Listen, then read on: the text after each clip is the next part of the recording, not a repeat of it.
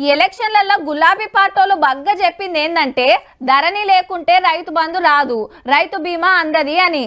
నా మెదడంతా రంగరిచ్చి తయారు చేసిన అదే లేకుంటే వ్యవసాయమే నడవదన్నట్టు చెప్పిండు కేసీఆర్ సార్. అయితే అయినా కూడా రైతులు కాంగ్రెస్ పార్టీనే గెలిపించిర్రు అంటే ధరణితోటి తిప్పలైనట్టే కదా. దాని కథ ఎట్లున్నదో జర మీరే చూడురి. మరి ధరణి పోర్టల్ అనాలనో సమస్యల పుట్టానో అర్థమైతలేదు. పోర్టల్ తెచ్చిన 3 ఏళ్లలోనే భూముల తిప్పల మీద 17 లక్షల దరఖాస్తులు వచ్చినాయంటే చూడురి. చిత్రం ఏందంటే అందులో సగం దరఖాస్తులే పరిష్కారం అయినాయట పాత గవర్నమెంట్ లా. 5.5 లక్షల అప్లికేషన్లు కారణం చెప్పకుండానే రిజెక్ట్ చేస్తే ఇంకో 2,37,000 దరఖాస్తులు పెండింగ్ లో ఉన్నాయి. ధరణి పోర్టల్ మార్చాలని సర్కారోళ్ళు కమిటీ వేసిండ్రు కదా, వాళ్ళంతా ఆఫీసర్లతో కూర్చొని మాట్లాడితే ఈ ముచ్చట్లు బయటపడ్డాయి. చిన్న తిప్పలైందా మరి?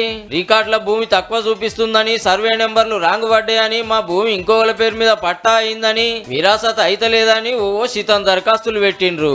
ఎంఆర్ఓ ఆఫీస్ కు పోతే ఆర్డీఓ ఆఫీస్ అండ్రి, ఆడికి పోతే కలెక్టర్ ఆఫీస్ కు పొమ్మండ్రి. ఏడికి పోవాలనో ఎవరిని అడగాలనో అర్థం కాక యాష్టకొని ఉన్నారు రైతులు.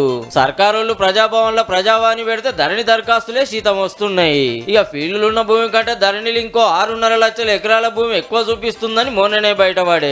అందుకే ధరణిని బంగాళాఖాతంలో వేసి భూమాత పోర్టల్ తెస్తామన్నారు సర్కారోళ్ళు. ఆ పని నడుస్తూనే ఉంది. ఆల్రెడీ ధరణి మీద వేసిన కమిటీ 2 మాటల మీటింగ్ పెట్టుకొని ఏది ఎట్లా చేయాలనేది మాట్లాడుకున్నారు. సోమవారం నాడు మళ్ళీ మీటింగ్ ఉంటదట. ఆన్లైన్ లో రికార్డులు చక్కగా లేవు, ఫీల్డ్ పోయి సర్వే చేస్తే గానీ ధరణి తిప్పలు తీరేటట్టుగా అనిపిస్తలేదట. ఈ అన్ని జరిగే వారికి ఎన్ని రోజులు అవుతుందో గానీ జల్దిన రైతులకు ధరణి తిప్పలు తప్పితే బాగుండు.